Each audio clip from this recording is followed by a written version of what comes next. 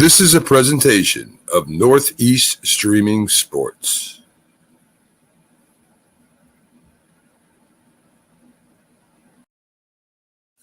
You're listening to the Captain Jack Sports Show on Northeast Streaming Sports.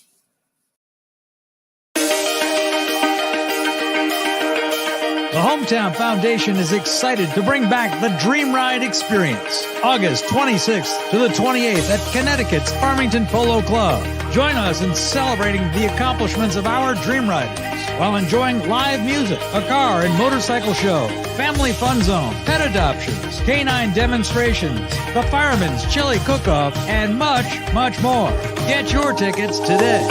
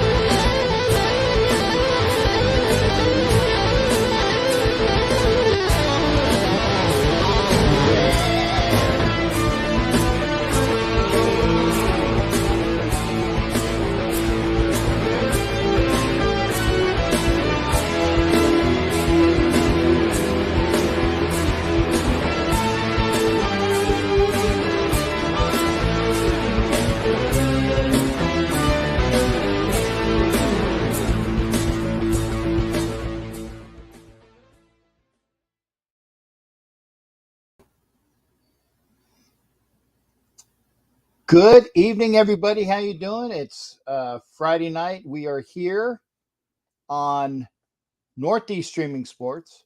We are here on the Captain Jack Rackham Facebook page, along with the Captain Jack Scallion page, along with Captain Jack's page on Facebook.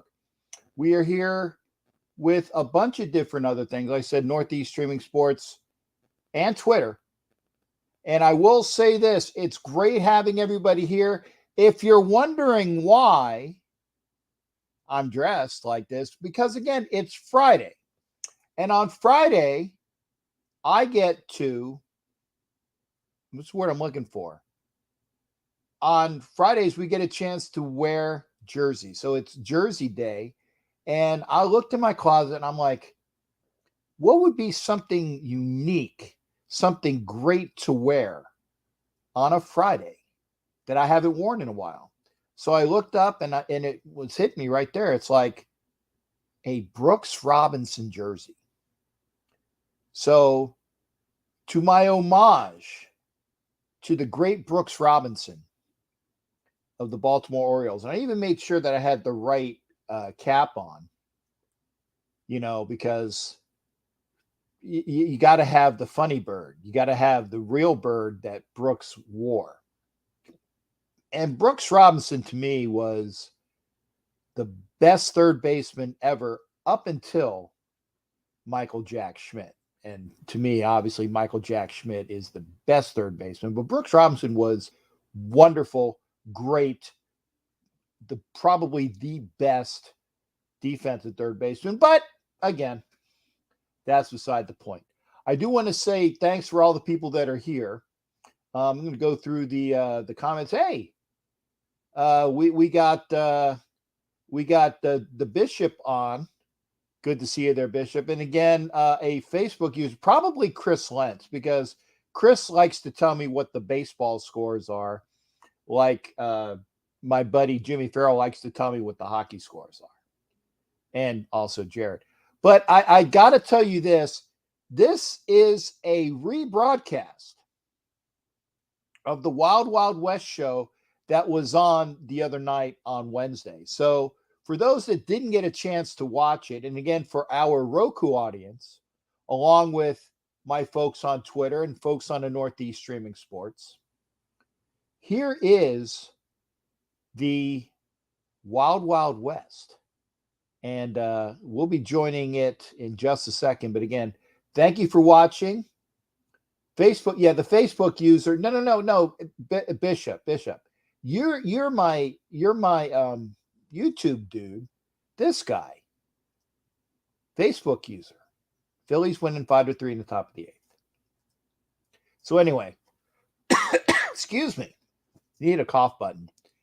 Take care. Watch the broadcast, and we'll see you at the end of the show. Again, rebroadcast of the great Wild Wild West show that I share and do with the Mile High Grand Table Sports Network with myself, Richie Richey of the Broncos, Alex Givens of the Chiefs, and Coach Defense of the Los Angeles Chargers. Not the San Diego Chargers, but the Los Angeles Chargers.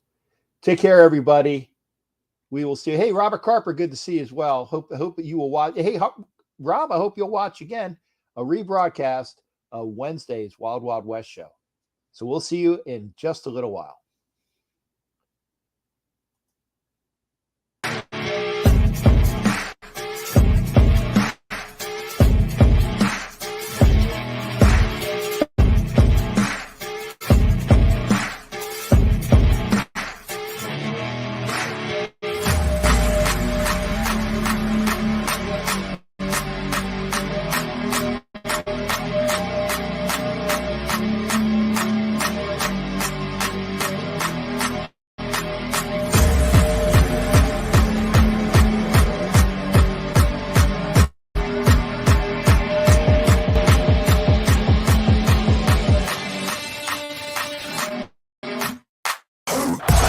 Jumping around, they rush 4. Plenty of time for John. Now squeezes, steps up in the pocket. LA can run inside the 10. Head first. He dives off the 5-yard line.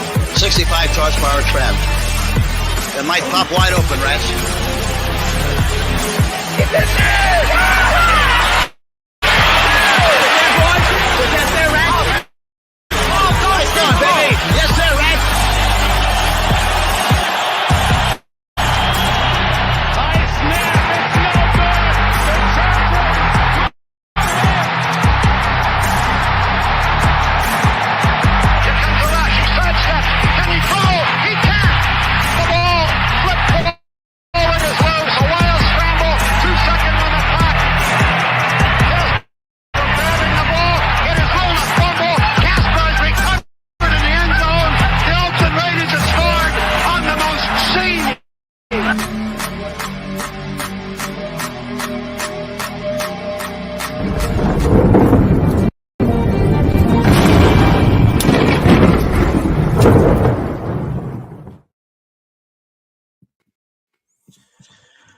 Hello and happy Wednesday and welcome to the Wild Wild West podcast. Down to the bottom of the screen here, you have Captain Jack. Captain, thank you for joining us. I know that you're going through, we'll call it some technical challenges within the home today. So thank you for coming. Right. Yeah. In fact, I wanted to come on because I love you guys so much, because it's not a show without Coach and I just getting that love that we have to each other every day. But I wanted to let you know that I'm not even home yet. I pulled off on the side of the road in order to tell you that I am going home.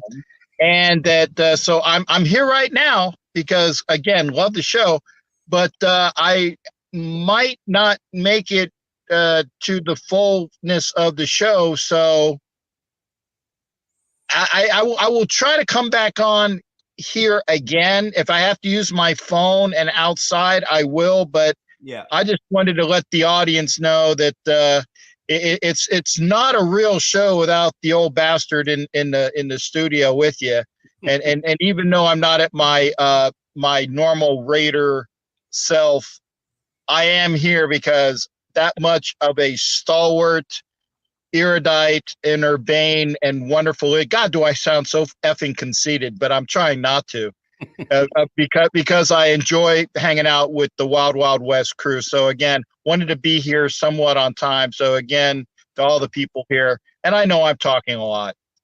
So look like you're ready to body slam the Undertaker right now. Got that Lou Albano look going. Just Lou Albano look going right now. I love it. Well, actually, and the thing is, I just got through with a haircut and a beard trim, because you know how very large and in charge the beard was getting. So I needed to trim it down, and I can't get it as close cropped as Richie does, because again, it has to have at least this length to it, or it just looks like crap. But I think it looks good once it's trimmed. Yeah, just put a compliment there. Or? Just put a rubber band on next time. Just yeah, well, what he's saying is I have a lumberjack beard, which basically means I can keep it about as short cropped as I want, and it still has a a volume to it. So right. No, I appreciate that. No, and again, I used to do the Lou Albano look with the and by the way, don't ever use rubber bands, because rubber bands pull the hair. If you're going to do it, do the hair braids that are in the store, which I use for my ponytail. They don't grab your hair. I found out at a very early age, rubber bands are really a pain in the beard or hair. So I will never use them again. I will go and break out the extra, $1 or $3 and get the hair braids that you find in the store in the hair care section, because real men take care of their hair. Yes, they do. Sound like an infomercial. There you go. Right. Did Troy Polamalu pay you for that? Plug in. No, but he probably. But remember, his cousin is on the Raiders, so hopefully that might be a thing that we will be using. That we can use when we go up into our things that we will talk about in a couple weeks. So again, it's because of my the fact that I wanted to hang out with you guys and kind of be on time, and that goes for everybody that's here, the crew, along with everybody that's in the comment section. Sorry, folks, I can't see all your comments. So if you're ragging on me, that's great. If you're applauding me, that's great. I appreciate all the good things, but I can't see them until I get home. I appreciate it. So just to kind of finish the rest of the roundtable intros of the hosts here, Coach Defense is over here to my right on the screen, and finally joining us again after a 1-week hiatus. Can we all put our hands together for Alex Givens of Arrowhead Attic, who's now back with us? That's right. Thank you very much, Alex. Great for you to be back. Yeah, I'm glad your plane landed safely and all is right with the world now that we have 4 of us back on screen. Yeah. While we still have Captain here, I'd like to maybe get into the running back rooms, because I think that was what I know we've all been now waiting for and had prepped for. So I thought that would be a good first start, so we can kind of get information out there and start getting right into the topics at hand. Captain, do you want to maybe kick us off while you're still able to stay with us. Yeah, and again, I don't know whether you got your email, but I actually, just in case I couldn't come into the show, I did give you my listing, and now I actually got to find it because I can't remember what I do know. I do know that number 4 in the running back group was the running. Oh yeah, there you go. Yeah, see, yeah, bring it on, baby. It's the despicable Kansas City Chief running back crew. They are the worst of all of the AFC running backs that we have out there. And again, even Alex knows that in comparison, their running backs are just not the greatest when you look at the division as a whole. I'd agree with that. Okay. You're not getting a fight from me here on that one. No, I'm just saying. I'm just speaking the truth. And then number 3, and as we get to running backs that actually are capable, and this was tough because it was really what I would say would be they're like, I'll admit my running backs are 1 and 1A, and so 3 is actually kind of 2. Because they are very capable, is the running backs that are in Denver right now. You know, they got a really good crew of running backs there, and they're young, and I think that they are very capable. And if they had a better offensive line, which again will be a segue for later, they'd probably be a lot more. The diverse or dimetric or just diabolical there, since we're going to go with the triple D's there. But I say Denver is number 3, but they're up and coming. Number 1 and 1A, and I know Coach is leaning in on this. Okay. And Coach knows that I'm not a homer, based upon the way that I've done things in the past. But I have 1A is the crew in San Diego or Los Angeles. Is that a okay. US team? The San Angeles, if we're going from like the movie with Demolition Man. Yeah, there you go. The Demolition Man.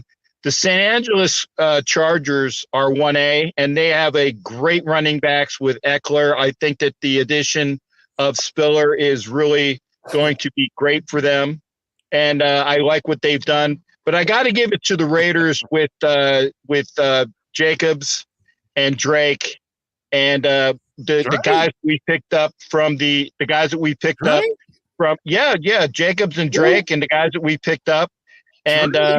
Yeah, I got to do it now. I will leave it to you guys to bitch about it for a minute because I got to get off the screen, and I will be back later when we're ready to talk about the offensive line. Okay, it's time for you to come back too. Exactly. Yeah, we got some things to talk about when it comes to that. Yeah. Okay. Well, I'll take it from you. Okay. Yeah, all right, you guys take care. Words. We're gonna. Yeah, I know we will. Now I just got to figure out how the hell to get out of here. All right. Oh, there it is. I'll see you guys later. Big red button. There you go. Exit. There we go. Yeah. So, I personally think there's some interesting takes in there. I don't know where you guys landed with it. I have to. I'm not a homer. I like how you land when I'm not a homer, but he gave the Raiders a number 1. Yeah, I'm not a homer, but my team's number 1. Yeah, there you go. Yeah, like a good cheerleader. like Carper said too. Yeah, their running back so good they didn't want to pick up his 5th-year option. You know. There you go. Yeah, that makes sense. So I mean, the one question ultimately that in case Captain can't come back in, if he wants to rewatch and we can kind of have some dialogue on this, is. And I think we can all kind of discuss this as well. What general metrics, or is it a combination of metrics and eye tests did you guys use to come up with your rankings? I mean, I always got to start with production. I don't care how nice you look. in a uniform, you can't produce on the field. It was none void at that point. Sure. Production along with style, and I guess you can say athletic ability would be I guess you can say a criteria that you can base it on for sure. But I would say got to be production. I mean, if you're not productive in either yards and touchdowns or both, and then if you're a dual threat, then that makes it even better of an argument to have if you have a dual threat running back that can both be lethal in the pass game and lethal in the run game. So that's a catalyst in the category that you have to add in your rankings. But yeah, if it starts and it stops with production, if you're not productive, I have to give a knock to Cap a little bit because although I think Josh Jacobs had been productive in spots, Kenyon Drake has not been productive at all. And that also leans to the idea that them drafting Zamir White, with in the later rounds, kind of leans to the idea that they may be looking to go in a different direction. So if you're in flux in your room, you may be looking to do something different in your room with Josh McDaniels being the new head man because Jacobs is a Gruden and Mayock guy. So you have to ask yourself the question of whether or not they're going to have the same room come start the regular season they do right now. Yeah, 100%. Alex, and also all of you who are joining us tonight live, thank you very much. We really do appreciate it. And anyone who's not able to join us live, we also appreciate it. Thank you for watching after the fact. Alex, for you and anyone else in the chat, as well as an open-ended question here, when you say production, and Alex, this is for you as well, are we talking yards? Are we talking yards per attempt? I mean, these are all some nuanced stats that we can kind of dig into if we so choose. But at the end of the day, I think a lot of people, when they say production, mean yards. Would you agree with that is kind of the gold standard, yes or no? Mm-hmm. Yeah, I think the gold standard for a running back production-wise is obviously at the end of the year the amount of yards. But I think more so teams and coaches look at yards per attempt. Because if you got a guy who's getting 4.2 yards a carry, I mean, why wouldn't you? You know that you can ride them to get a first down. Right.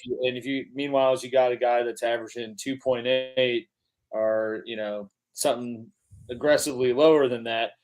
You always hear people talking about that and how they need to, up their production and get better yards per attempt. So to me, that's kind of the biggest metric.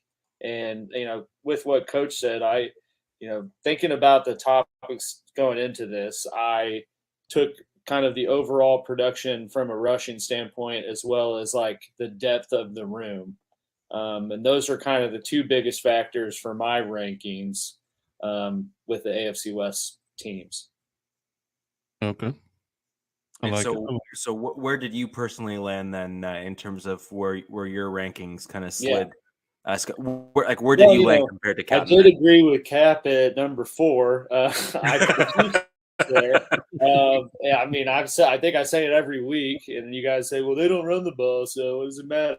But I say that they need to get their running game in check and put more of a focus on a rushing attack than they have in the past couple years. And I think that we will see kind of a change of the guard, if you will, in KC with that. I think that's pretty evident by them bringing in Ronald Jones and bringing McKinnon back and drafting 2 running backs. And this is kind of a prove-it year for Hilaire. So I think there's a lot of potential for KC to kind of up their rep, so to speak, in running the ball. But, as it stands based off of what's on the roster now with the production of last year, it's kind of hard to make a case for them not to be ranked last.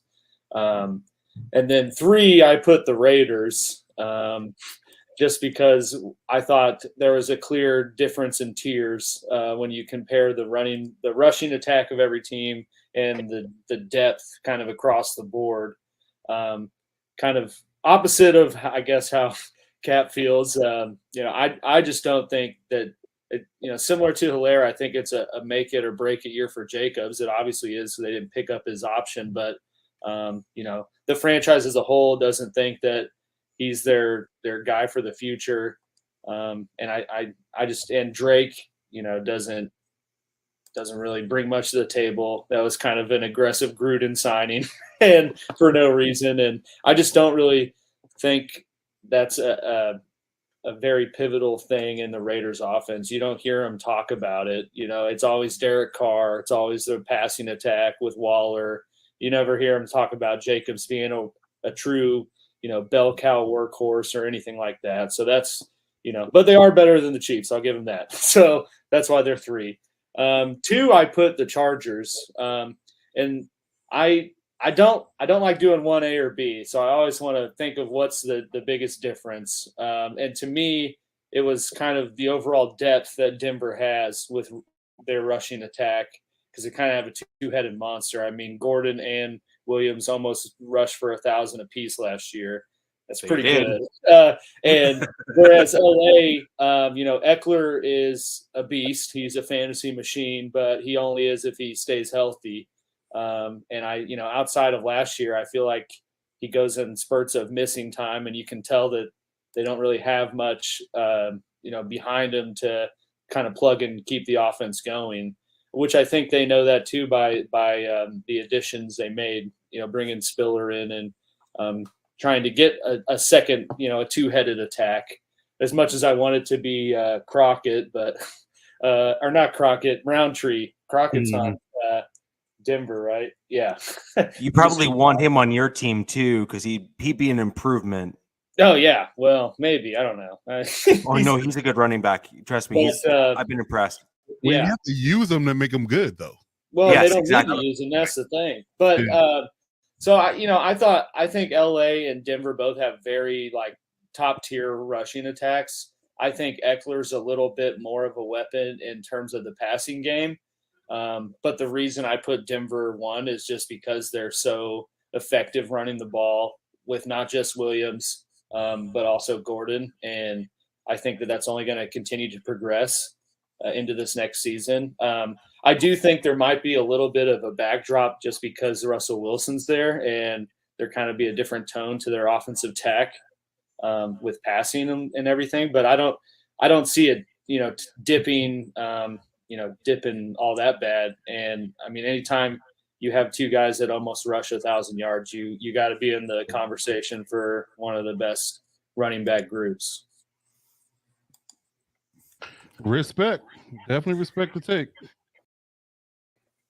I think that's far more. It's objective. We'll say far more objective and far more balanced. And I can actually say that take is not having you being a homer. Yeah. Because if with anything else, you were pretty even keeled, through most of that in terms of your analysis and assessment. Well, as much as I wanted to put the Chiefs up there, I think I lose respect of all of our viewers if I said Casey had the best running back group. You got a great point. So the best QB in the division. Yeah. But I'm just kidding. No, that's a preview for next week. My bad. There you go. There you go. So, Coach, over to you, and I'll kind of play cleanup on this one here and kind of add my additional takes after the fact. Your takes and maybe modifications, if you will, to kind of what Alex said, although I suspect that you probably agree with a fair amount.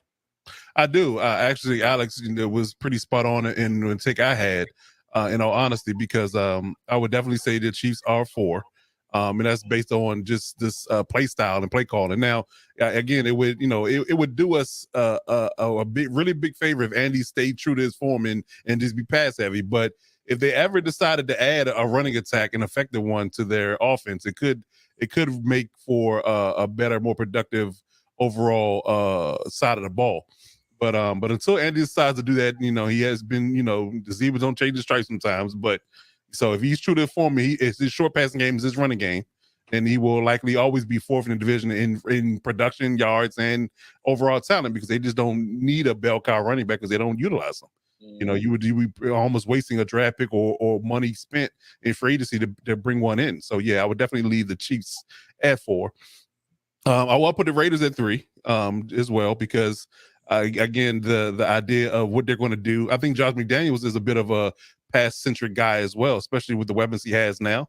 He has the quarterback he wants. He has the weapons he wants. I think he's not going to shy away from throwing the ball. New shiny wide receiver. There you go. Yeah, So yeah. right. So I think that the idea of him, being the old school Belichickian style when they had Mac Jones last year will likely not be the case. I think he's going to air it out more.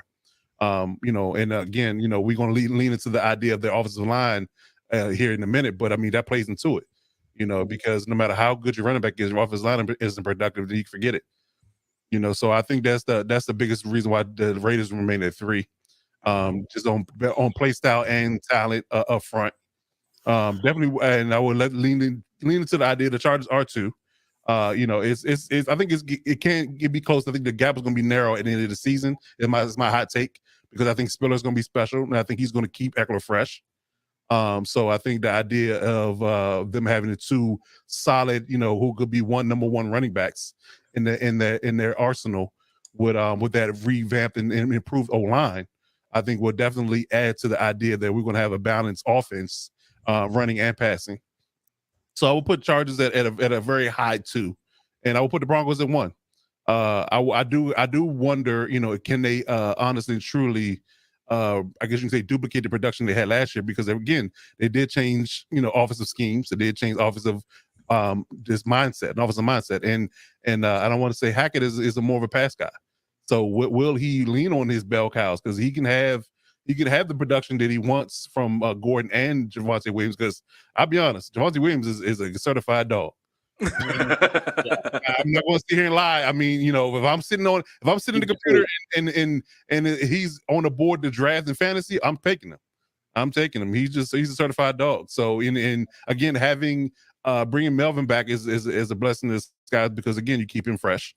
And you don't have to, run him into the ground, in the sense when you have the ability to run the ball and he's being effective in games. So I would say that they definitely have the ability to be the number one rushing attack, depending on the philosophy that Hackett wants to employ. I mean, he can go both ways. He has the receivers to be air raid style offense, or he can be ground and pound. You can pick your poison. In a sense, you have the personnel to do both. It's just a question of whether or not, what is he going to do? Is he going to let Russ cook, or is he going to, go back to running the ball and let, Russ run a lot of play action and boots and things of that nature, and getting out in space and throwing the ball down the field to his receivers. So I would say for sure, Broncos 1, Chargers 2, Raiders 3, and Chiefs 4. Yeah, I actually have the same rankings as you do, Coach. Mm-hmm. I do have some interesting elements here as well, in the fact that there isn't another running back, number 1 or number 2, on any of the other AFC West rosters who outpaced the yards of Melvin Gordon, who was our number 2 running back. Mm-hmm. Or sorry, just yards. Sorry, he was our number 1 running back. No one came close to him, and there was only one who, I believe, if I'm not mistaken, is Eckler, who I think had 911, which was only just above Williams on our team, who only started 1 game and didn't really get into the swing of things because they didn't put him on the field until midway through the season, really. Mm-hmm. So I think that he's going to – I mean, I agree with all the comments and everything here, as well as what you said. He's a legit number 1 dude. Yeah, that he is. He is just a legit number 1 running back. What round did you get him at? It wasn't first. What round? Second, third or fourth, traded up in the second to pull him onto the team. Okay. Yeah. We traded up in the second to grab him. That was smart. Yeah, I get it. He's a bell cow. Like he's an old school running back in a new school era. I'm pretty sure he went to college too as like a linebacker. He did. Remember. Yeah, he did. He went to college as a linebacker, came out a running back, and then he plays running back like a linebacker. Yeah. Yeah. Oh, yeah, you can tell. Yeah. Seeking contact. And I'm looking at his receiving stats too. He did pretty solid. He did well receiving as well. And so when you have a combined number 1, number 2 running back, where the number 2 guy was 903 yards and 4 touchdowns in his rookie season, that's not let's just say that's a rough start. Both averaging pretty much 4.5 a carry too. Yeah, that's the number. That's the number right there. So, Coach, to your point, at 4.5 yards a carry for Gordon and 4.4 for Williams, you basically have two backs that you can confidently hand them the ball, generally speaking, and you're getting that first down. Yeah. And even if you have to go full run heavy in your offense, 3 runs and you're past your first down based on their average yards per carry, which is more than you could ever ask for really in a running room, is to get that kind of quote unquote guaranteed yards and to interchange them too, and to be able to literally not lose a step by having 1A, 1B, like quite literally almost mirroring one another in terms of stats. What's interesting about that too is the fact that you don't have a legit blocking tight end style of a guy that's your number tight end one.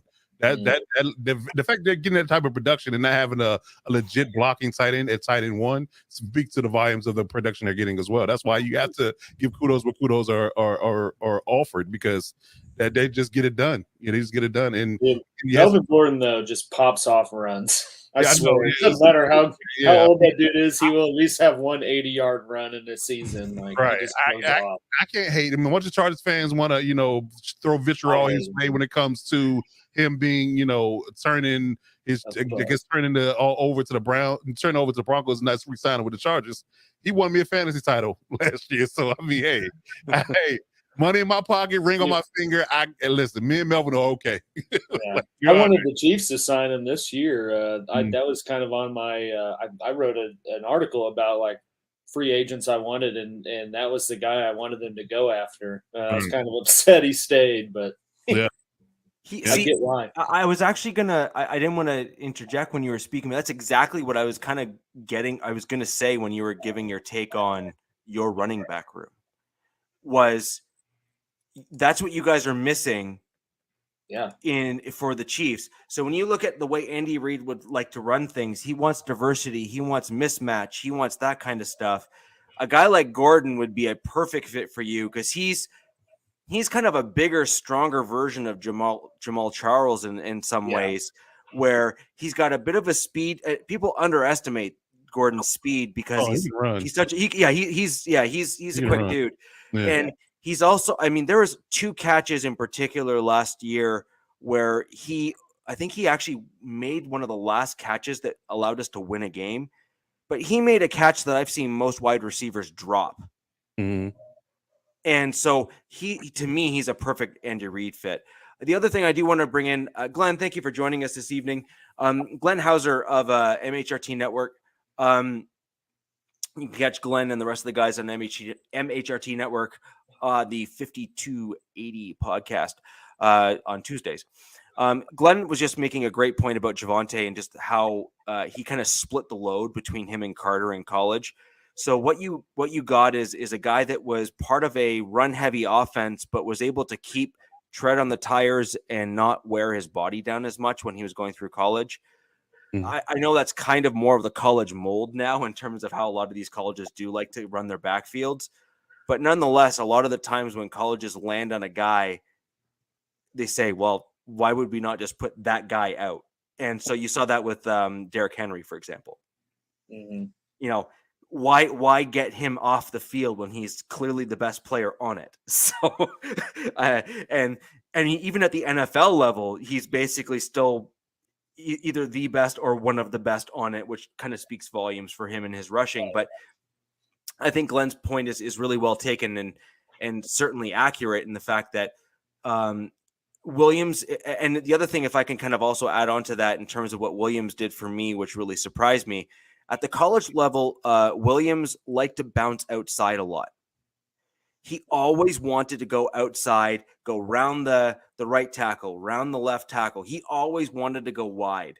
And what we saw from Javonte in last year's Broncos offense was he kind of either he was coached to do that in college and he just kind of was doing what he was told. Probably just got away with it. Or got away with it because he could. Yeah. But at least at the NFL level, he started to run between the tackles. He started to run up the middle and center of the field and was gaining big yardage by doing it. And I think that speaks volumes for the fact that he is, in fact, that versatile back that Denver needs. And I mean, between a 1-2 punch, if they can both get to the 900-yard mark or somewhere close to that next year, or even exceed it, wow. Yeah, I mean, I think it's going to be pretty close. I think that production-wise, I think that we'll probably be talking about the 4 top running backs in the division is going to be Eckler, Spiller, Williams, and Gordon based on health. And I think with them both having each other to lean on their counterpart, it should keep them fresh, and it'll allow Eckler to be more involved in the pass game as well. So you might see a Marshall Faulk-esque type year from Eckler. Where he's deadly, maybe 1,005, 15 touchdowns, something of that nature, when it comes down to his production, because again, he will be fresh. Eckler's a very strong guy, but he is lean, and I think Spiller's the more of the heavier back. So the tough yardage might likely more so go to Spiller in those short yardage situations, which will, free up Eckler from getting, stepped on in the trenches more so. Keep him fresh and keep him healthy and allow him to be able to, be there for 17 games versus, the 4 to 15 to 16 that he normally is accustomed to. He always misses one game here and there, with a leg issue or something like that because he gets overworked and not blocked for it. That was the biggest problem in the times he's been here for the last couple of years, that he just been overworked because he hasn't been blocked for it. He's taking too many hits. And they didn't really have like anybody else, to kind of share the load with. There you go. Everybody you try to depend on. His best year was literally when he had Melvin Gordon in the backfield with him that one year. So, if you look at his production from that perspective, that's why they opted to pay him versus paying Gordon. And the lofty money that he was just a touchdown machine too. It's touchdowns. Plus touchdowns last year. So even in a couple of games he was kind of banged up. So definitely say that 20. Close. Yeah. So I got a question for you, Coach. Well, since we're going running backs, and then we'll shift over and kind of talk about those that make the running back successful in the offensive line. But the one thing that really surprised me with the Chargers is that when Denver ultimately opted to not bring back Lindsey, Philip Lindsey, that is. Right. Eckler and Philip Lindsey to me are at least similar, not identical, but they're at least similar.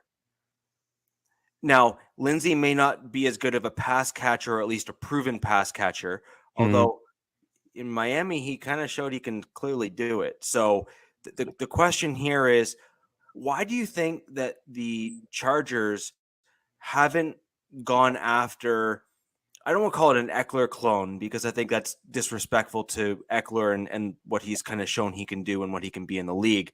But why do you not think that they've gone after a similar running back that can spell him or perform similar roles to even allow for a 1-2 punch, or have them both on the field at the same time, break one of them out wide and keep another one at running back? Well, I mean, not many people, if anybody's doing that, honestly, truly, because I mean, you look at it, Eckler is a strong enough back and a strong enough body type to be able to run between the tackles. He's not a third down scat back, a James White type of guy, although he's elite as a pass catcher. So I think he's the prototypical combo back. He can do both and do both, at a high clip. But again, you just don't want to, wear the tires down too fast. And early in the season, wherein you keep him fresh towards the end of the season, he'll benefit you, down the stretch. So I think that's the biggest thing that you will say, that you want to get somebody that's the opposite of him, and getting a guy like Spiller. You want somebody again that run between the tackles, get those tough yards, and then kind of give him a break on the second and third down carries and short yardage, which will allow him to be more effective and more of a weapon outside. And I would say that the idea of lining Spiller up, because Spiller's an underrated pass catcher as well. Lining Spiller up and Eckler up in the backfield would give you a 1-2 combo punch where you just really don't know who's going to get the ball, and you can handle either one, and it'll be production. So I think that what they did is the right idea and the right mold that they should have built upon by getting Spiller. The Spiller is a bigger back, but he's one of those short, bursty type of elusive kind of backs. But he has a lot of power behind him as well. He runs well behind his pads.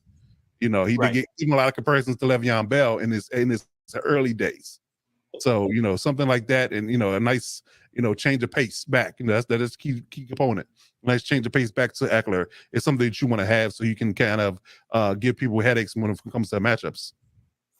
No, I get that. I guess what I was more going at is quick burst speed. Lindsey went back to back and was the first UDFA to do it with over 1,000 yards. He set several records.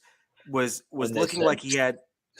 Well, no, but that was a coaching thing. And I kind of blame the coaching thing there in my opinion, and I actually differ from some of my colleagues. Gordon too, didn't they? Like they had him and Gordon the same 1 year, right? Yeah, they did. Yeah. No. No, they did because Javonte just got there last year. He was a rookie. Lindsey was there a year before that. Oh, no, they did. Yeah, you're right. The first year it was Gordon and Lindsey. That was the year after Lindsey went back to back. Yeah, and then Lindsey left the year after that. So Lindsey was at 502, and then Gordon was at 986, and then Lindsey was at 4.3 yards per attempt, and then Gordon was at 4.6. But the problem though is that between the two of them, they only really used Lindsey in certain key roles, and they didn't really intermix him. And they were trying to basically have Lindsey be Melvin Gordon and perform all the same types of things that Gordon did. And that's just not going to work. You need to like design plays and make it kind of fit the personnel that you have. And so Lindsey was just not necessarily being used correctly. And he was exposed, if I'm going to be honest, in certain areas where he was asked to basically be almost block like a tight end. And Lindsey and Eckler, no offense, are both not tight ends. They are not big enough to take on these bigger outside ends or outside linebackers. They just get mowed over. They're not meant for that. And they're not like pass protecting kind of backside. Well, no, but you don't necessarily want them to be full pass protecting. You just need them to, add an extra bit of time. The problem is that I think some of these teams, including the Chargers, you're looking to have those backs try to fill a role in some cases where you're wanting them to hold blocks. Eckler is not that guy. Lindsey is not that guy. No. Gordon is that guy. He's big enough because he's the size of a linebacker, really, and he can hold those blocks and keep some of those guys back and give a cleaner pocket for a longer period of time. I would raise the idea that the weight matters. We have a term in my group chat. It's called leader. It stands for light in the arse, right? So if you're a leader type back, which is I lend to the idea that if you're sub 200 pounds at any stretches of running back, then you're a scat. You're back. Elusive. You're elusive back, right? So I would say that when you're dealing with a Lindsey, he's all speed. And he's very leader, and I would say that Eckler is in between. He's a 205, 208 pound back. Very strong, very bench press 600 pound type of guy. You just had to see his workouts. He's a freak of nature. And then Melvin Gordon's on the high end of that. He's in the 212, 215 range. Although he has speed and elusiveness, that I think he's the prototypical one cut back. He the idea of him being able to take the punishment from the defense, linebackers and defensive linemen lying on him on respective downs is much easier to deal with when you're talking about Gordon carrying the ball a lot and versus Lindsey.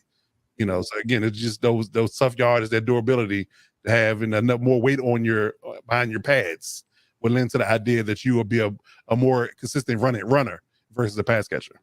I also think that kind of the contract situation plays into it with some of these players. Like Lindsey was undrafted, right? So he was probably like 1 year to year, or maybe 2 years. I don't know, but Eckler was probably, too, wasn't he? Yeah, he's UDFA there. Yep, he's UDFA. Yeah, they were both. But so maybe with Lindsey's situation, it was they already paid Gordon to come in, so let's not really try to give this guy much opportunity to make himself overly valuable, or our better bid ourselves out of signing him back. And maybe that's kind of similar to what the Chargers are doing. I don't know Eckler's contract situation right now, but maybe that's why they're not bringing in a veteran. and kind of trying to draft rookies. So they got guys on younger deals. So if he does keep the production up, they can pay him and not be tied to someone else. Yeah, Right. Eckler's halfway through his contract. I think he signed a 4-year deal when Melvin Gordon's contract was up. They were up at the same time, actually. Yeah. So he signed a 4-year deal when Melvin Gordon went away. So he's halfway through his contract. Yeah, and So so guys, that may now play a there's factor. 4. Now there's 4 of us here. We're back to full strength. Oh, gee, thanks, man. I didn't love see you there. Coach. Oh, yeah, I did see him come in. Yeah, so now we're back to full strength here with all 4 of us. I really want to dive deeper into the offensive lines on all of our teams. Yeah, like maybe a high point type thing, or do a backflip or something. You'll be good. There you go. Yeah. Well, no, that's 60s disco, man. No, those are 2 words that don't go together: 60s and disco. Okay, you know better now. That's 70s. Well, we'll just say it's disco. How's that? No, But, no. That's called the swim. It was from the 60s. Okay. Yeah. I wasn't here yet, so I can't tell you. I think that's from that old bikini bob, like that old bebop and that kind of style of music where you had like the and let's just say lots of drugs were consumed. But had the little white powder here. So got a little bit of sugar on your nose there. Yeah, a little bit, right? So I like this. Woo! So we let's just put it this way: with the running backs, Captain, let's just say that we collectively disagreed with your rankings. However, wait. Let me give you my surprise face. Yeah. Now, running backs really can't do their thing unless they have a good offensive line. You could have the best running back in the backfield, and it matters not if your O-line cannot block for them. Okay, and actually, I'm going to pull another one of those pages out from Coach's playbook here. Okay. I did the offensive line separately than the running back. I'm talking about what I looked at as a backfield, the capabilities of the running backs on their own.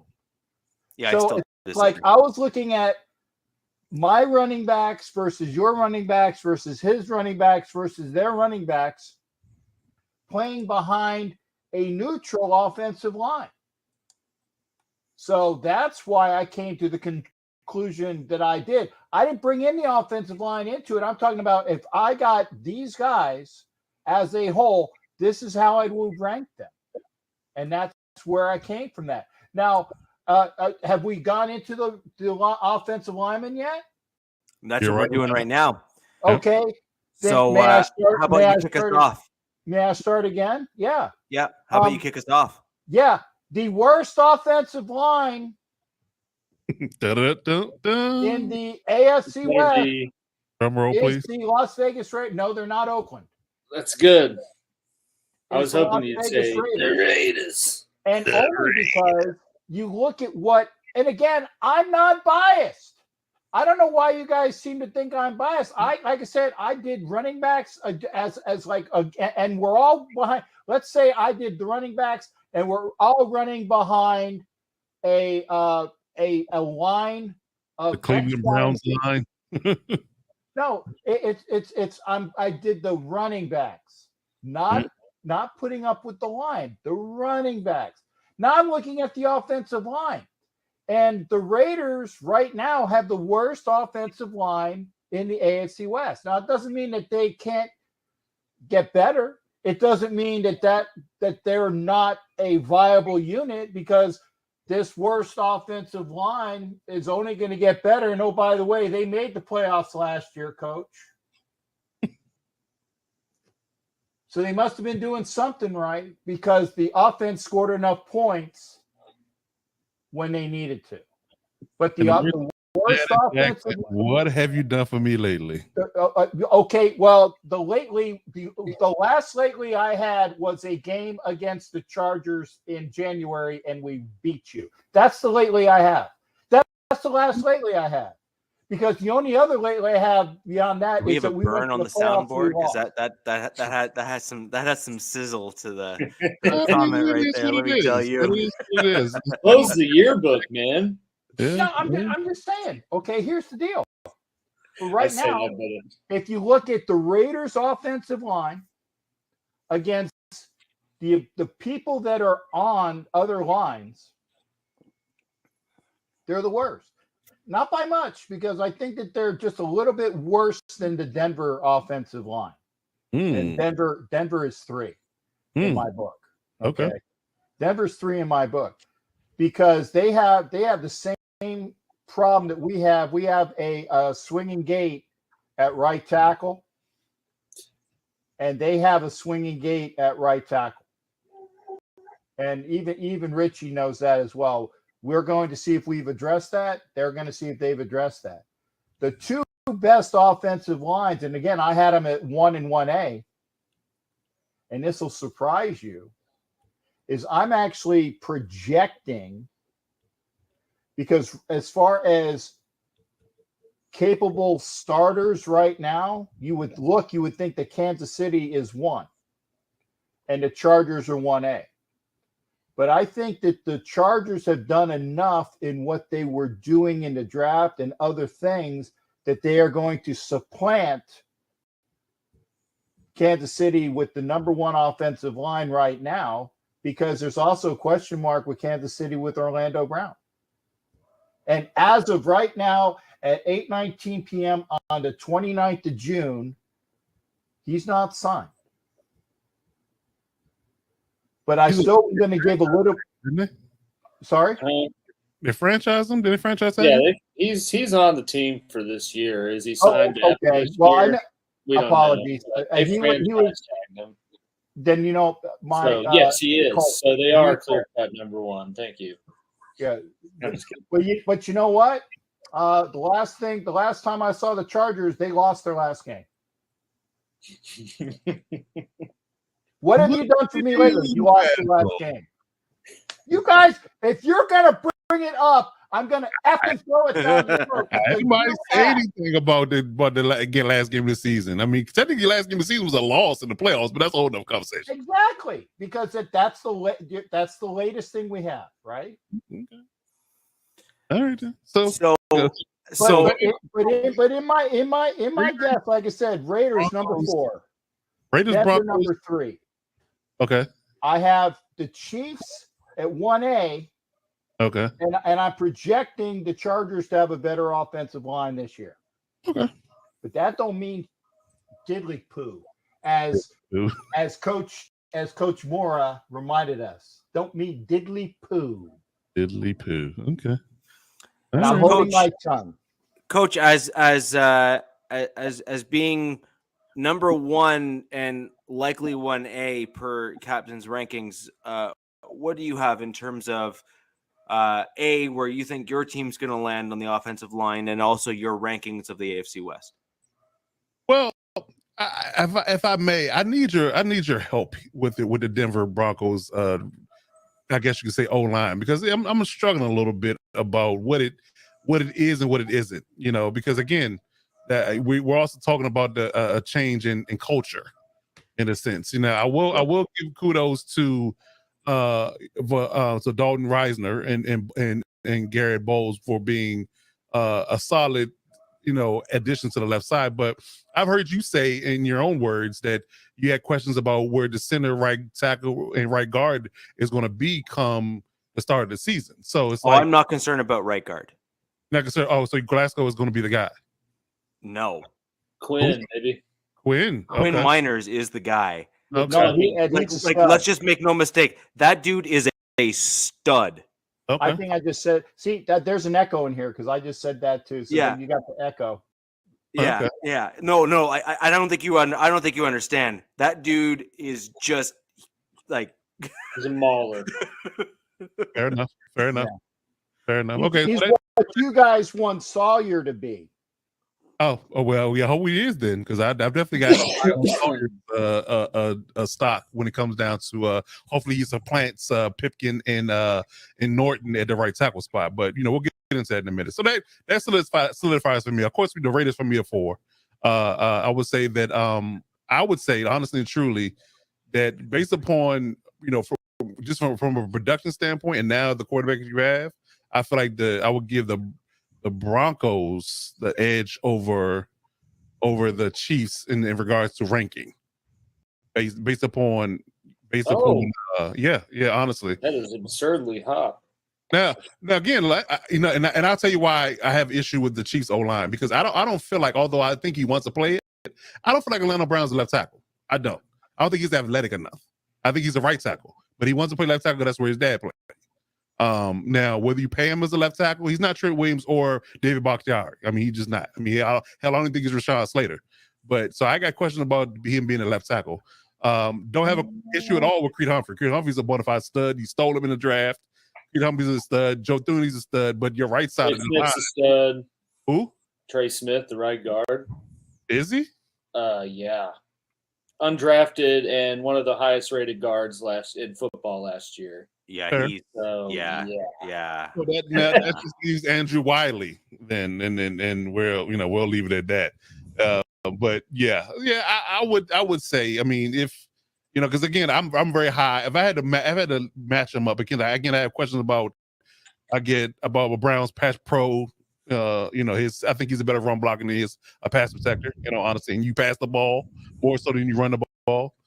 So it's kind of an odd fit for me, honestly, from a scheme perspective. If he belonged on the Ravens from a Orlando Browns perspective, they run the ball and he's a mauler. He's not a pass protector. So again, if I had to go with Bowles versus Brown, I would say definitely Bowles gets the nod as far as a better pass protector, in my opinion. So I would say that in the slight edge, I will give the Chiefs 3, Broncos 2, and I'll give the Chargers 1.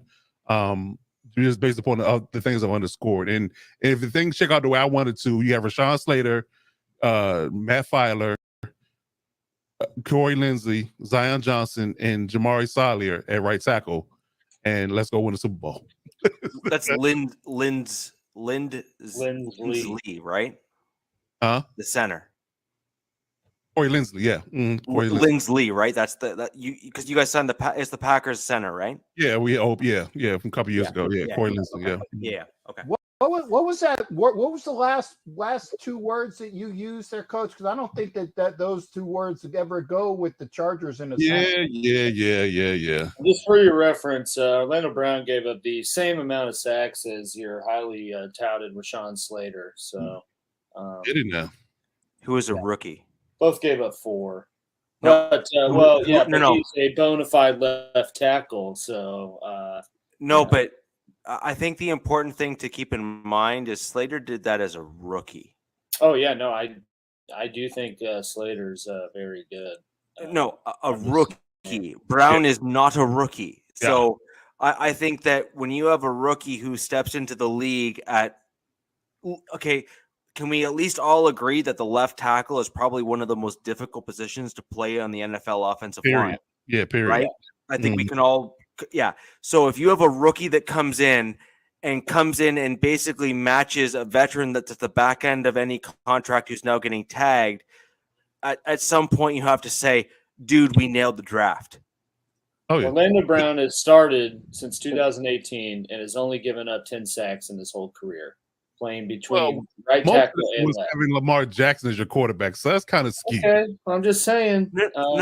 I'm not even comparing him at the right tackle versus left tackle. I'm simply saying that if you're saying that statistically Brown and Slater matched in terms of sacks given up, my only point is that Slater was a rookie coming into the league straight out of college in one of the most difficult positions at the NFL level. And Brown and he took a year is off a veteran. And he went to Northwestern. So that's my only point. My point isn't to say that I don't think Brown is a good left tackle. My point is just saying that if you're going to try and say my guy is good or really good, and then compare him to a rookie as your comparative point, I think you would basically hope that Slater is going to take a progressive step forward in his second year. At least that would be what coach wants to see. Oh, sure. Absolutely. And then you hope with experience he continues to grow, because basically that would solidify the fact that you guys have locked down the left side of your line at the left tackle position for the next 10 years. And I believe we have. So I'll definitely give the nod in that regard. But again, it could go either way. But I mean, as far as production is concerned, I said I would give a slight edge, because I still believe that. Now you could disagree with me too. I think that Billy Turner is a slight steal for the Broncos, and I think he will play right tackle for you guys come week 1. You don't think he's going to play right tackle? I'm talking to Bill, Bill Belichick, and he says, "Coach, you have no effing clue what the hell you're talking about." I'm sure you're talking to Evil Bill. Well, I give Evil Bill enough crap on my podcast, so he doesn't like me anyway. So he's going to say that regardless. So I'm actually interested, Alex. The Chiefs have been within the top 2 ranking. Well, no, have at least been mentioned within the upper tier of these rankings. I assume that you agree with Coach's general sentiment that you guys are at the very least starting the season at the number 1 offensive line. I don't think that's what he said, though. No, he did. No, he did. I thought he had him 3rd. Chiefs 3, slightly 3, and Broncos slightly ahead at 2, and Chargers 1. Yeah. No, for the offensive line, he had the Raiders at 4, Denver at 3, LA at 1, and then 1A is KC. But then he said that the Chargers were going to leapfrog. That was Cap. Coach has him at 3. Oh, sorry, I meant captain when I said coach. Yeah. No. So I do somewhat disagree. I somewhat agree with Cap. I obviously disagree with Coach. I think that looking at it going into the season and just looking at the projected starters, I think the Chiefs have the most complete unit and the most experienced unit, with the only question being who's going to play right tackle. Is it going to be – I don't think it's going to be Wiley. They signed him to kind of be the 6-man swing, depth piece. It's going to be either Niang, who played some last year. He was a promising rookie, then sat out because of COVID and got hurt last year. Or this Kennard guy that they took from Kentucky, who was one of the highest rated PFF graded offensive linemen in the SEC, and sort of similar to Trey Smith, fell because of health concerns and where he would play. But I think just as a whole, they have, objectively looking at it, the most complete offensive line, as they should, because the main focus point of last season was to rebuild the offensive line. So I would hope they didn't jack that up. And I mean, the oldest player on it is Tooney, and he's going to be turning 30 halfway into this year. So they're still relatively young. That's not bad. That's what I'm saying. O-line, that's not bad. I got shirts older than Joe Tooney. So it's not a bad problem to have. Thank goodness you didn't say underwear. I said that last week. Get your stuff right. I said it last week. Oh. I gotta change the clothing, or it's a stale joke. Right, Rich. I think we missed a point here. Because we kind of said this in regards to running backs, how we classify them. So what do you quantify a good O-line to be? Like, what's the classification? What's the criteria? Like, is it ability to be a good run blocking O-line, a good pass blocking O-line, a little bit of both, the production? Like, what is how do you rank them? What's your criteria on how we rank them? Well, see, that's actually where that's kind of where I was going to go with it all. So I thank you for the lead in. Mm-hmm. So my whole thing has always been, and Captain, I've been on your podcast a bunch of times, and I've made these same comments. So I'm ridiculously consistent on this. Your offensive line needs to match the system in which you're running. Full stop, period. And so what you need to do is first decide what type of offense you want to be. So the Chiefs have basically decided under Andy Reid that running the ball is simply an option that they know exists, but they just don't want to do it, right? and that's okay. And Alex, that wasn't really meant as a knock. I mean, you guys have clearly done really well for yourself, so obviously it's working, right? But the thing is that when you guys then go looking for an offensive lineman, your primary focus when you're seeking an offensive lineman, if you're drafting properly, is to seek one who can pass pro. Run blocking would then be a secondary. It would be nice if, right? Shoot, that's tertiary. I think that there is pass pro is number one. Getting Andy Reid food is number two. And then run blocking is and it might not even be that high. It might be seeing what else. No. I think you're right. I think that number 3 would probably be ensuring that they know the best burger joints in town. No. Then number 4 is run blocking. CPR. So are you referring that the Chiefs O-line smokes? Right, but my point ultimately is that your offensive line needs to match the scheme in which you're going to run. Otherwise, it's not going to work out well. That's why they had the doctor on the offensive line, the kid from Canada, because he was Andy Reid's extra doctor in case he had a cardiac arrest. They had what's his name, the French dude, who I like, by the way, Terry. Yeah. What'd you do with him? You got rid of him. They traded him. You trade. Dumb. He's the guy that's got to be there on the sideline when Andy has his next. Duvernay Tardif? You talking about Duvernay Tardif? Yeah. Yeah. Okay. Well, when you got an undrafted rookie right guard who is exponentially better than him, I think you can trade him for something. Yeah, and when Andy, regardless if he's a doctor or not, having that peanut butter and burger sandwich because Tardif wasn't there to conduct CPR. You said, we might have want to kept them around. Right. But my point being is that you need to have an offensive line that's going to match your scheme. And I think that the Chiefs have a pass protection heavy offensive line. Yes. The reason why the Raiders are number 4, and I agree with that ranking, by the way, is because they are in a transitional period and it's a difficult spot for them. They came from a run-heavy offense in years past, and they've cycled through a whack of their linemen.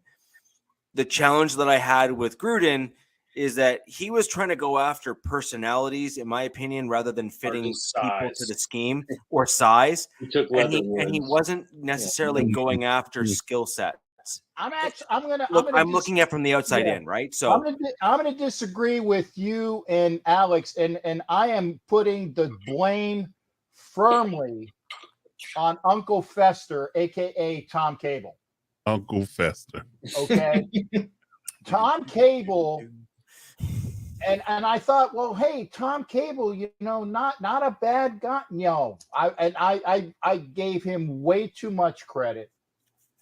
He has been an inept offensive line coach for years, and you saw what he did. He decimated the Seahawks. They were more than happy to get rid of him. He goes to the Raiders, and he made the offensive line worse. Right, okay. but now is that the off? Now, so here's, in a situation like this, and I don't want to fully digress and go down that rabbit hole per se, but in a situation like that, is that not on Mayock and Gruden? And I say Gruden because he ultimately had the final say. Yeah. So is it not on both of those guys to look at Cable and say, dude, we brought you in to coach. You haven't proven yourself enough yet to then have a say in what teams, like what people we get. We're going to give you guys and we expect you to coach them. So No. Gruden actually gave Cable had his guys that fit Cable's system underneath Gruden's system. Yeah. So it's like he said, "Hey." Right. So then I blame Gruden then. I'm sorry. You got to blame the front office for hiring Gruden and give him the. No. Then I blame Gruden, right? Because ultimately Gruden had the final say in the draft.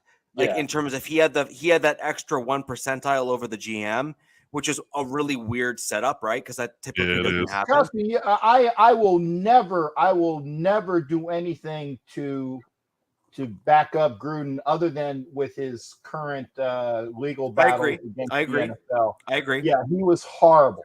Okay. Yeah, And I agree. I am on record to saying that Gruden has always been, and Gruden 2.0, I said that the reason why I hated him the first time is because he would never, put the pedal to the metal.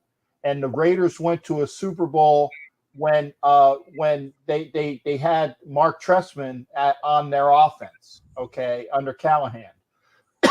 So it was a matter. And Matt Marinovich, I will say that as well. That they had the big uglies, and Gruden wanted to make them do like Gruden drafted big uglies, and Cable wanted them to be run zone.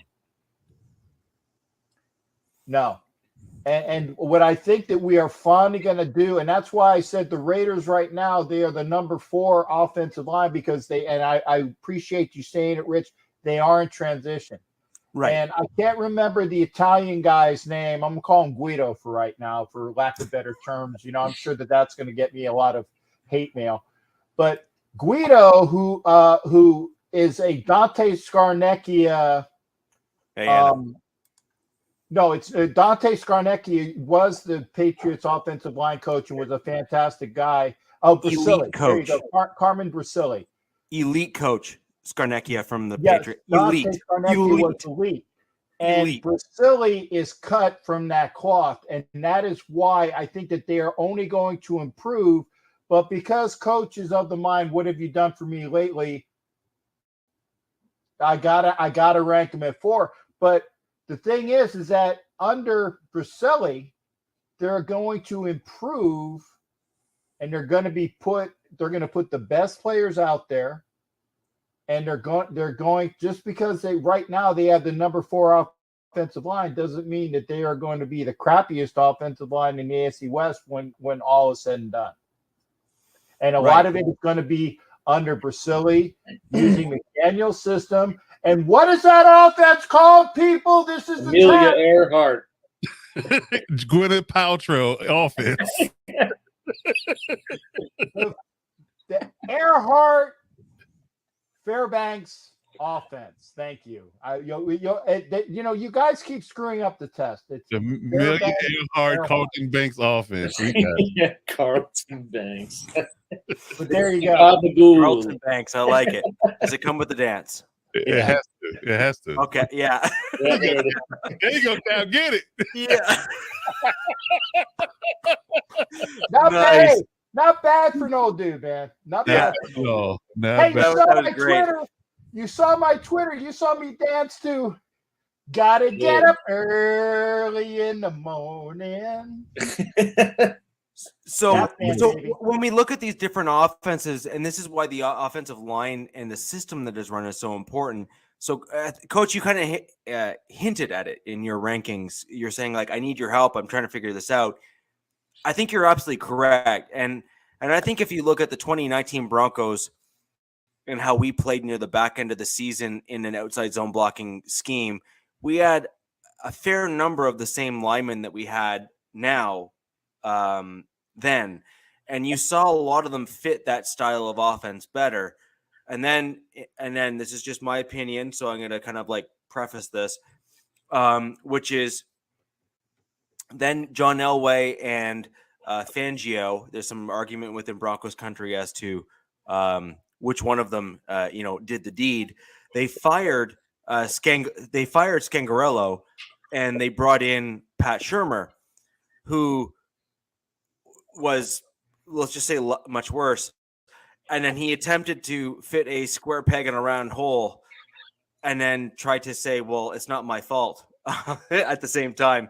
So the problem is that when you have certain players and certain people that are there that are meant to do certain roles and play certain types of offenses, it's up to you as an offensive coordinator to then adapt your offensive scheme to the players you have. Or on the flip side of that, it's up to the front office to bring in an offensive coordinator who has the skill sets and has the vision for an offensive scheme to fit, or better fit rather, the players that you have on your team. So the Raiders right now are about to find out whether or not they have done the same thing that the Broncos have likely done, in my opinion, simply because Hackett runs an outside zone scheme, and that was the scheme in which most of our players did really well in. So I think the Broncos have at least firmly moved ourselves squarely into that quadrant.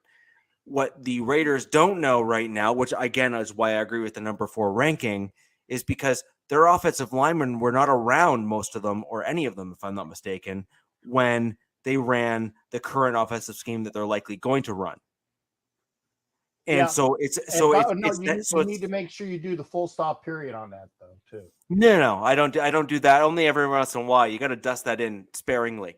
And so the key with this is, do you have the right players to run the right part of your scheme? And then I think for McDaniels, this is going to be a little bit of a trial and error. He's going to identify a few linemen that don't necessarily fit or do the types of things that he wants to do. He's going to have limitations with some of them that he's going to have to kind of dial things and tweak things to kind of mask it in terms of certain games. And he's going to have to adapt accordingly. The thing is, he's an offensive-minded coach, and I guarantee you he's likely going to figure that out. Yeah, and actually, I think that, and again, I'm sorry, Rich, I needed to jump. Yeah. Is that with Brasili and with all the guys out in what should be like Las Vegas East in the hoodie, all of these guys have been in that system, okay, coaching wise, right? That's one of the reasons why Illuminor was re-signed, because Illuminor played right tackle for Brasili a couple years ago, so he knows the system. So that might be the plug in at right tackle. And if he doesn't do right tackle, he should probably do right guard. But they're going to get the right 5 guys in there. And I'm going to say that. Oh yeah, there you go, Matt Marino. Thank you, Matt. Did he say that before I said that? Or yeah, did I did. say it? Yeah. Okay, okay. I didn't see it, but I saw it in passing. But yeah, Luminor knows the system, and Brasili's going to get that in there as well. Okay.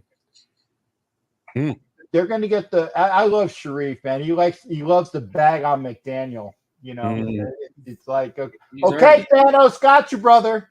We got it. That's the ramp. But but hold on, just jumping in there. McDaniels, when he was in Denver, he was the head coach, so yeah, wasn't the offensive coordinator, but he did in fact have pretty high level executive veto power when he came to Denver. That's why he took the job. Yeah. Denver had some really legitimate rushing attacks when he was here, with Willis McGahee at running back and some like. So I really think you need to be kind of had. So you had Tim Tebow as your quarterback, but well, I mean, he was the tight end playing quarterback. I agree, but that's besides the point. Ultimately, you had McDaniels, who had a vision for running a specific style and put the right guys in place. And if you're actually going to go all the way down that rabbit hole, as much as most Denver fans don't want to admit it, to like 90th percentile of the roster, with the exception of a few minor changes come 2013, most of those guys were brought in within a McDaniels regime. It was the changing of coach and then system that then actually changed the offensive style when Peyton Manning came in, where Peyton Manning just kind of applied his concepts to what we had. But we already had a lot of the player personnel here. And McDaniels has already admitted to his own faults, which is more than you get from 95% of all of these NFL coaches. So I'm interested, genuinely, also somewhat afraid, because typically most people are not that self-aware to then come out and admit when they made a wrong. And you've seen that in multiple head coaching and even just offensive coordinator positions in the NFL, where these guys just say, "What do you mean? I'm an NFL coach." Yeah, it's a quality I admire, if you have a self-awareness and understanding that you can make mistakes and be humble enough to say that I made a mistake and I know what it's going to take now to correct it. And that's what McDaniel said. He laid it down on the carpet and said that I made my mistakes as a head coach the first time, and I've learned, and I'm better for it. So I definitely Well, appreciate he probably to some degree had to do that, though. True, like I'm sure these franchises are like, "What the hell happened in Denver?" And if he just said, "No, it was so and so," then that kind of is blame like, it all on Tebow. Yeah, yeah. No, but Alex, that's exactly my point, though, is that most other coaches at the NFL level say exactly what you just said he should not have said.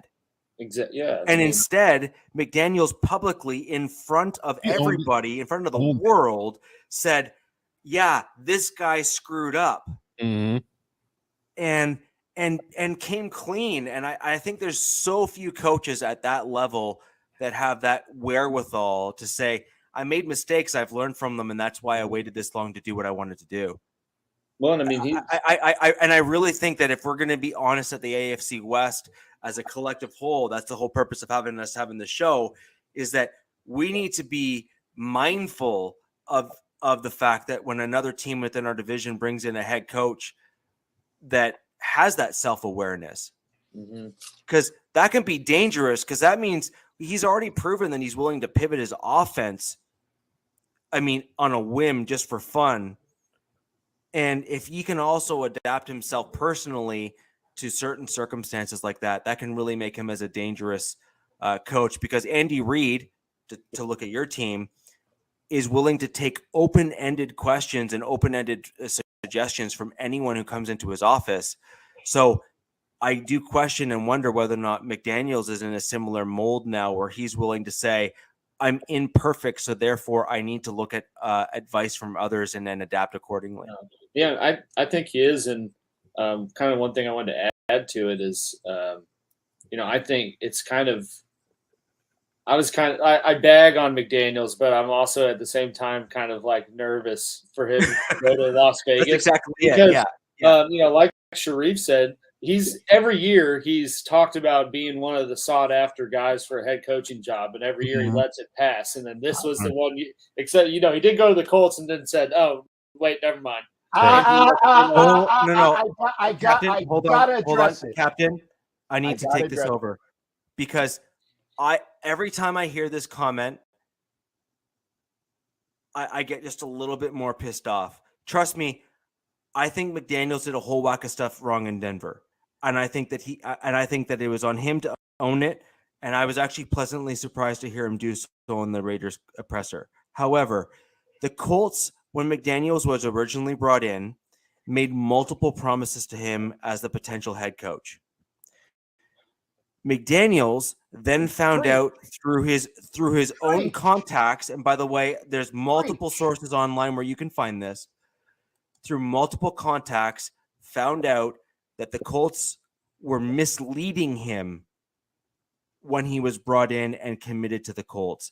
And that is the main and primarily reason why he then went back to the Patriots and said, "If you're going to do me dirty like that before I sign fully on the dotted line, why would I come there?" And furthermore, Sharif, this is, by the way, I love your comments, because I think it's important to have these dialogues, is he did not sign on the dotted line yet. And he found out stuff that he didn't like and said, "Peace out, I'm gone."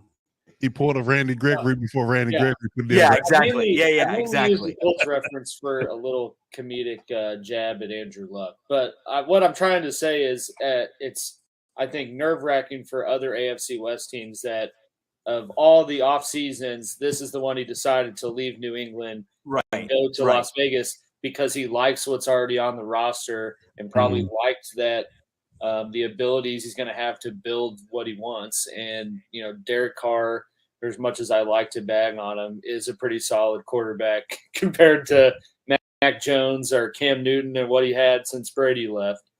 So what I was trying to say is I think it's not just a coincidence that he left New England when he did and took this job in Las Vegas, just because, is what I was trying to get at. Yeah, I agree. By the way, Rich is the best ventriloquist, because notice my lips did not move the entire time.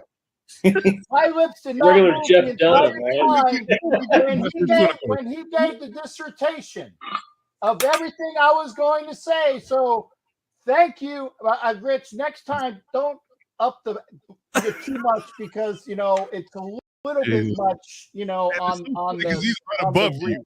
That's what makes it funny. But that'll make you the best ventriloquist in the world because you're the one doing all the I know. dance. You're Geppetto. He's Pinocchio. I'm just a tall dude, right? So tall guy, long arms. Yeah. So That's it. I didn't have to say a word because Rich did it for me. Thank you, Rich.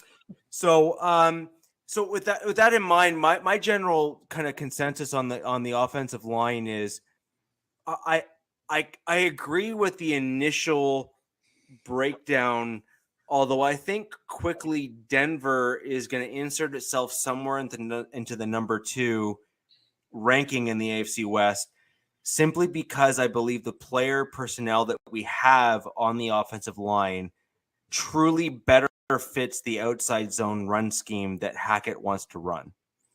Now, if we're going to simply and only want to say, hey, what do you have and what have you seen so far, and then you don't want to project out, then I actually fully agree with Captain with your rankings basically as written, which is Raiders number 4, Denver number 3, Chargers number 2, and KC Actually, number Chargers. 1. I'm projecting Chargers number 1 in a thumbnail over the Chiefs. Then I disagree with your rankings because I would put KC above the Chargers. Yeah, like I said, I'm projecting. Right. And again, I took a coach page and I said that I can play the game I want to play the way I want to play it. But now, if I'm going to flip that and say, hey, Rich, start projecting out with where you think scheme fits and these other, the potential of where things are going to end up, then I still think the Raiders are number 4. I would likely move the Chargers to number. I would probably move KC down to number 3. You wanted to put the Chargers there. I would move Denver to number 2, and I think the Chargers would be number 1. There you go. And like I said, if we're gonna do that, if we're gonna, like I said, on the scheme fit right now, only because Coach likes a certain Janet Jackson song. I like Janet Jackson, period. So that's a whole. I do like Janet Jackson, but for those of you that song, and again, I mean, one of the benefits of the show like this is that all these fans of all these other teams are getting depths of knowledge from all of the different fan bases that they otherwise wouldn't get. So I'm gonna give you 2 nuggets on the Broncos that are going to be really interesting because our weakness has also been right tackle. I project, and I agree with Mile High Mario. He's the guy that does a lot of the body work for a lot of the Broncos players. I agree with him that I believe Calvin Anderson will likely be our starting right tackle. He really is a pretty special dude on the offensive line. He also works incredibly hard, and he's a great fit for an outside zone scheme because he's got a great combination of both size and athleticism. And that's truly what you're looking for in that kind of outside zone scheme where you need those guys to be able to move sideline to sideline as they're blocking upfield, right? And even across. So I think Anderson will likely take over that right tackle position. Denver has already seen Billy Turner, and they've seen what he can do at the right tackle position in Green Bay. I think Billy Turner, because of his size, was well suited at right tackle in colder weather. I think because Denver's a little bit that kind of hybrid environment, I still think Denver kind of sees him as that fill gap anywhere on the offensive line, whether it be left guard, right guard, or right tackle. I think they see Billy Turner as their swing offensive lineman. I don't think they. Pardon me? Who plays center? Can of worms. I'm about to get that in a minute. Yeah. So, in my opinion, my concern isn't necessarily the right tackle position. My concern is the offensive center, and I believe that that's actually where Graham Glasgow fits in. Oh, okay. Because I believe Glasgow. Well, first off, Glasgow's best offensive line statistically, in terms of his career, was at offensive center when he played in Detroit. That's not saying much, but okay. And I mean, that's where you came from. So you're only as good. You're only as good as where you ended up coming Hey, from. In terms of where when you play in Detroit, you play like merde. Wait, Did I say that? So- Did I say that correctly, Rich? close. You're an American. That was good enough. So When you play in Detroit, you play like merde. yeah. So the point being is that I actually think that our offensive line, if I'm going to kind of do it, Coach, what you did and kind of go through left to right, you're going to have with Bulls, Reisner, Glasgow, Miners, and Anderson. Okay. And in my opinion, this swing guy for the Broncos this year is going to be Billy Turner. And then there's a few other guys that I'm really curious about where they're going to fit in terms of some of the other people that we brought. But I also think that Quinn Bailey might be a guy that we might keep because he's a bit of a swing tackle too. And because that tackle position is still a question mark, we might use Turner as that kind of guard fill in. And then the last guy that I think we're keeping on the line, and I mean, he may well in a zone scheme even beat out Reisner, is Natan Moody. Moody's issue is that he doesn't have long arms. And so his challenge is that in certain schemes against certain guys on the D line, it's a challenge. The problem, or the flip side of that is every single person that has ever spoken about Moody has said that he is the strongest person that they've ever met in their life. Yeah. All dinosaurs fear the T-Rex. Yeah, exactly. And so the kicker here is I actually think that he can really be that main guy as a guard. And I think that Reisner is in for a little bit of a battle at that position. But I do think Miners has solidified the right-hand side. Fair. Okay. So what do you think? So what projects out to make you think the Chiefs, the Broncos and Chargers overcome the Kansas City's offensive line to make them the third best in the division? I think that KC, I think what your challenge is going to be is that you have degraded your offensive weapons for Patrick Mahomes enough where he's going to need too much time in the pocket in order to let certain plays develop. And Andy Reid in the course of his career, or just over the course of his career, has typically not adapted to bring in enough of a running game to be seen as enough of a threat. And unless Andy Reid is willing to bite the bullet, truly bite the bullet. He bites everything else. Yes. Including Super Bowl rings. Yeah, this is true. But at the end of the day, I don't think Andy Reid has shown over the course of his career that he's willing to adapt to include more of a running game in his general offensive scheme. He had McCoy there for a while, right? In KC or in Philly? No, in Philly. Yeah. Oh, yeah, both, right? And Well, Yeah, yeah, he had him like in KC and in Philly. yeah, he did play but there. my point is that was an exception to the rule, really, not necessarily his rule. I also had Jamal Charles. Yeah, but his typical rule is I want to pass the ball, and if I happen to have a running back, then I guess I'll use him. Yeah. I mean, if he finds it, because otherwise you look at like the Brian Westbrook, or the guys Right. that were more like pass catchers. Right. How he Right. used it. So the problem is that your offensive linemen across the board will have to be able to hold up to a more lethal pass rush. That was a good one. That it was, yeah. I was laughing at it when you had posted it. I grabbed it. There's like a meme every week on my Twitter of him like calling a play, and it's just the Waffle House menu. It's great. Well, that's not true because Reed is on record saying that his vice is burgers. Oh yeah. Like he's literally been quite consistent in that, right? So, I mean, if anything, you'd think it would be Waffle House makes a burger. Wendy's or something, right. you know, like Right. Oh, Red Robin, maybe. yeah. So that's really where I'm at with the offensive linemen, and I think that you're going to see some really interesting things in Denver this year because I think that our player personnel better fits the offensive scheme we're running, and in my opinion, that makes a difference. Now, do I think we're perfect? No. Do I think we're going to have struggles? Yes.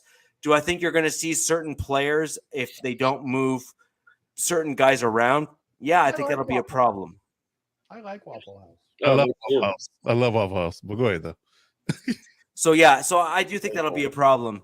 But guys, we're coming right up on time here on this podcast, and we've had some awesome comments. I really love the fact that we have so many of you joining us live this evening. If you have additional topics, questions, comments, please leave them below in the respective channels that you are watching this show on. And please also go ahead and, Captain, I got you. If you could please go ahead and like each one of these videos. YouTube has a really cool algorithm that if you like that video, we get boosted in all of people's suggestions. So for other Broncos, Chargers, Chiefs, and Raiders fans, when they see those likes, they see this video and they're more likely to watch us, join us all together, and we can all have a great show. Captain, over to you, and then we'll sign out. I just wanted to say, and I like the comments about, boy, wouldn't it be great if we can get all of these chats in the same chat room at the same time? Yeah. I got a way to do that, and it's called multiverse.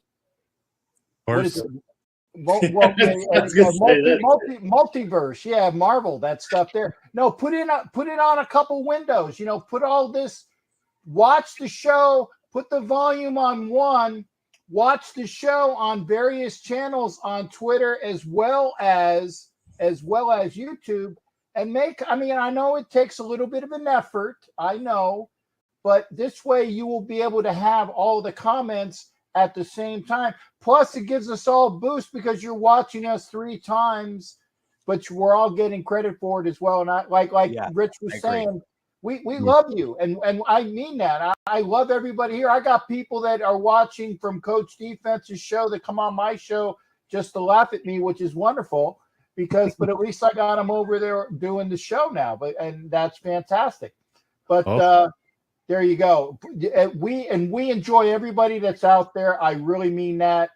And and thank you for pulling that up. That's a question that I think would probably be served on another show because we're at the end of this. I agree. I love it. 0-6. We'll keep that in mind for you there. Yeah, I love it. Come back next week as well. Let's bring that in next week. I love that question. I absolutely love that one. Yeah, it's a good one. I got a little nugget that I pulled out of our chat in this particular conversation that maybe next week, let's name one thing that another team in the division concerns us. Because we alluded to the idea that McDaniels might be better in the second go around. That might be a concern. So, hypothetically, I might say what concerns me about the Chiefs is that they might not have a drop off in offense like we think. That might be a concern for me. So, get the Jewish guy in there. Yeah. So something. No, I love that. And guys, this is the benefit of having all of us from all these different. First off, having all of you join us. And the benefit of all of us with our different team perspectives, we're able to pull these types of topics together. And that's what makes the Wild Wild West unique and different. With that in mind, guys, we are definitely now running even further in on time. And we want to thank all of you for joining us tonight. For any of you who want more and more people here in the chat, you want a more robust chat, and you want us to really go deep in some of these topics, please share, comment, and subscribe to all of our channels. It helps us a lot. I don't think you guys know how much, but it really, truly does. And we're going to want all of your comments on Twitter. We're going to want all your comments on all of our different YouTube channels. And each and every one of us has something different that shows up at different times of the week. And guys, until next Wednesday, see you next time.